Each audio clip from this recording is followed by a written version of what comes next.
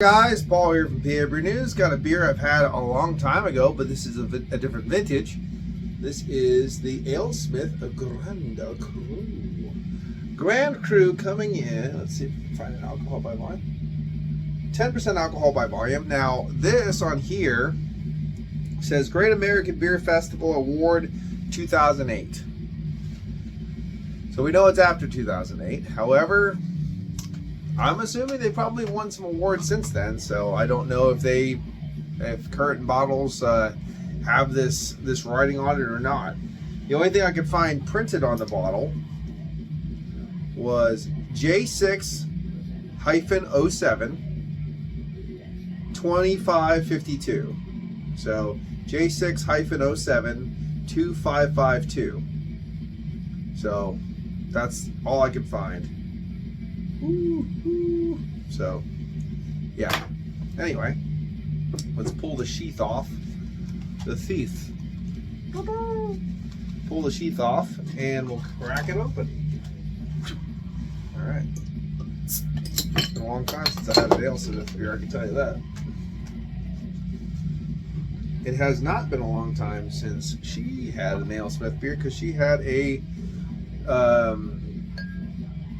special Speedway stout with different adjuncts and stuff in it recently over at Sabatini's on tap. 16 ounces of big, beautiful bitchness. And she really enjoyed the flavors and stuff. It was a boozy beer, but it usually, the real boozy ones were like, oh, you know what I mean? They're pretty rough, but it was pretty smooth, and she really enjoyed all the flavors. And it wasn't too adjunct forward where it was anything like that. So that was really nice. She enjoyed that beer. Look at that. Nice. Again, just that cherry mahogany caramel look. Cheers. So a lot of booze coming out of this. Only 10%, but there's a lot of the phenol alcohols coming up, bringing a lot of dark fruit, a little bit of cherry raisin vibe, toasted brown bread, earthiness,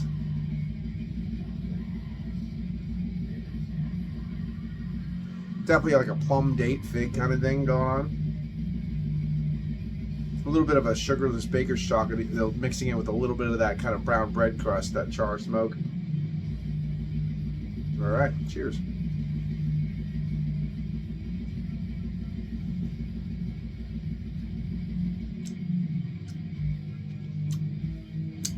Pretty light, bit thin. Yeah, there's like a cherry tonality in the back of the palate going down, almost like a cherry Tootsie Pop vibe.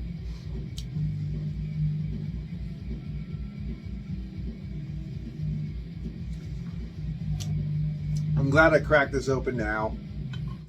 Try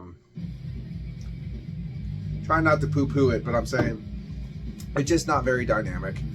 I'm saving my little aging dungeon setup here for beers that are gonna probably have a little bit more of a savory character, especially for the age. Probably a lot of stuff from Europe, things like that. Unless I got some hella really great, like I got a bunch of quashers. Of course, the quasher, I got 7 cans of that in there. One will be opened now and again and enjoyed together. You know what I mean? Like, looking toward the future, a lot of old ales, a lot of harvest ales, barley wines, things like that. I think that's the mainstay of what I'm going to be putting in there. So I'm kind of glad I pulled this out already and gave this a go. It's a nice beer. It's a bigger beer. It's more on the lighter side of things. There is some soft caramel, earthy pepperiness, a little bit of that brown bread crust. It thins out a little bit to a nice earthiness. There's a little bit too much cherry in for me, so it's starting to change into that kind of cherry fruit with a little raisin.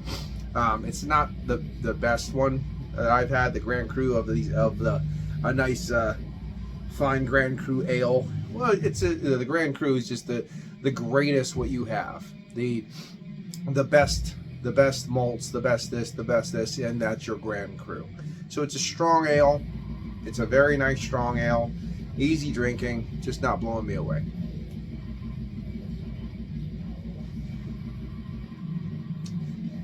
If it's got some years on it, that sweetness attenuated a little more, kicked up the ABV a little bit, and that could explain for a little bit more of the lacking in the body and a little bit of the lacking in the sweetness. So I doubt this is a very fresh beer at all, and I kind of assume that anyway. And it's pretty easy drinking for 10%, and it's tasty for what it is. So I'll give it 8 out of 10. 8 out of 10 for the Alesmith Grand Cru. It's been Paul for PABrewNews. Cheers. Bye-bye. What's that finger? Woo!